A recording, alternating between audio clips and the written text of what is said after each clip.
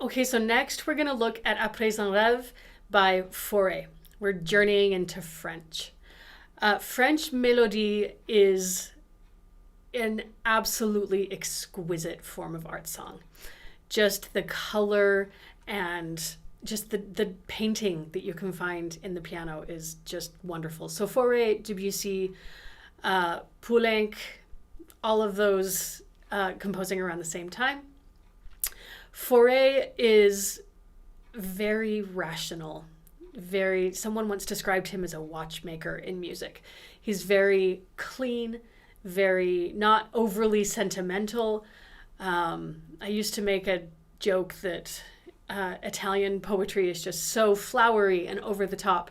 German poetry is very to the point, very I love you. There you go. French is kind of smoky. You really have to make some critical decisions on your own and really draw out the meaning of the text, especially in Fauré.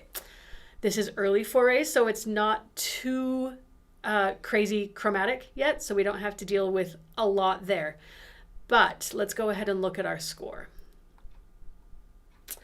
So, first things first, key signature and time signature. We are in 3/4 and we're in the key of D minor. And again, we have constant eighth note motion, just like we did with On die Musik, and it's very chordal. That's really our biggest challenge in this whole piece, minus some bits of accidentals and some tonal color. It's all about keeping the consistent eighth note motion going while keeping the harmonic structure intact. So as far as what I'm going to look for, one of the things, if I'm reading this with a singer, notice all this 2 against 3. There's triplets in the vocal line and there's duples in the piano. That's also going to be something that comes up when I sing through it after I've read, after I've learned the piece. So I want to be aware of how that's going to fit together if I'm reading this with a singer. I'm starting to get a little bit of accidentals at the end of the page, and they really start to show up here. Personally, again, I think reading by shape, it's the second bar there.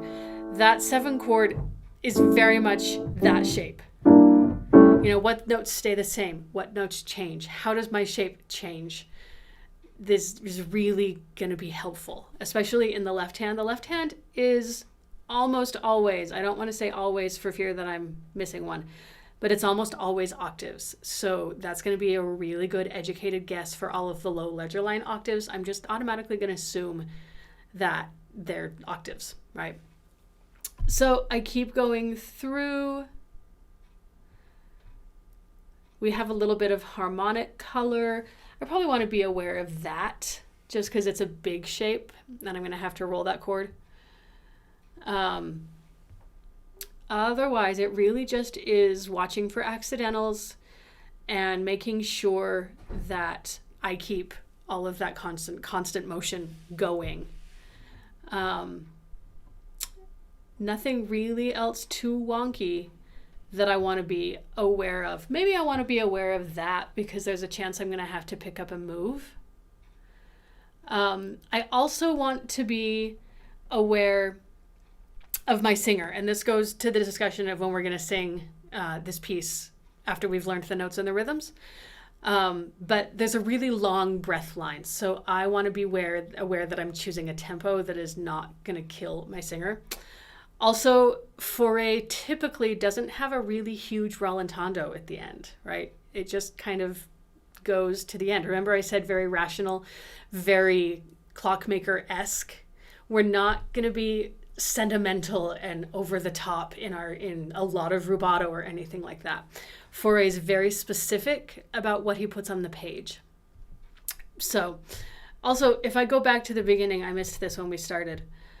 My tempo marking is andantino, right? So sure, we're slow-ish, but I don't want to drag. I very much want to make sure that this has a forward motion to it, right? Like really somewhere.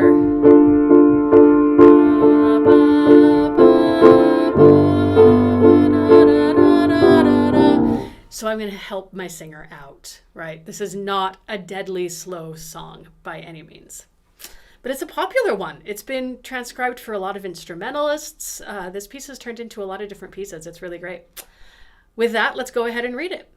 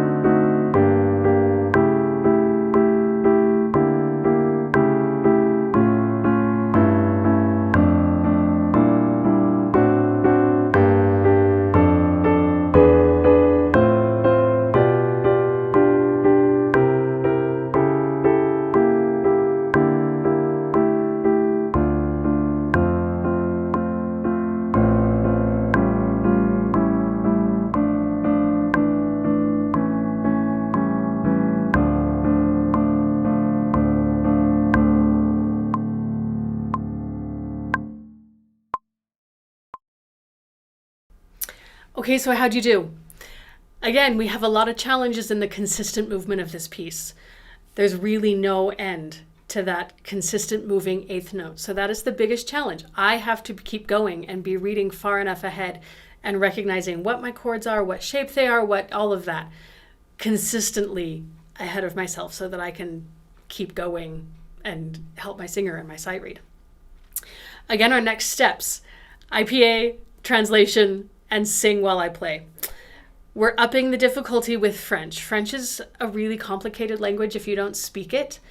Having to deal with all the nasal vowels. There are so many words that have 5 or 6 or 7 letters to them that only make one sound, right? So there's a lot jumping into that text and a lot to learn by French art song. Again, I can put all this in the description, but I do have some diction help if you need somewhere to start on my website. All of that can be found there. But if I look at this particular score, I actually have a translation on the top of the score. This is not an awful translation. It is a bit poetic, and I would still sit with a dictionary and, make sure that I have a translation that is really, truly accurate. But this is not a bad translation. Again, once I've learned the notes and done my text work, I want to jump in and sing this piece while I play. Specifically with this piece because we have this arching, my pencil's stuck. We have this arching vocal line over the chordal piano accompaniment, right? I'm not the main character as the accompanist. The piano in this piece is not overshadowing the voice. The voice is going to really sail over me. My job is that I can help with the motion and I can help, just keeping things harmonically moving, right? So I want to sing this while I play and find a good tempo for the piano, find a good tempo for the voice, come up with some really good places for them to be able to breathe that you could maybe suggest, so that when you go into rehearsal, again, you're prepared to have a conversation and make some choices based on the poetry and based on the painting of the music. If you would like a hard copy PDF or an IPA transcription or a translation, again, all of that can be found on my website, www.emilywilliamspianist.com.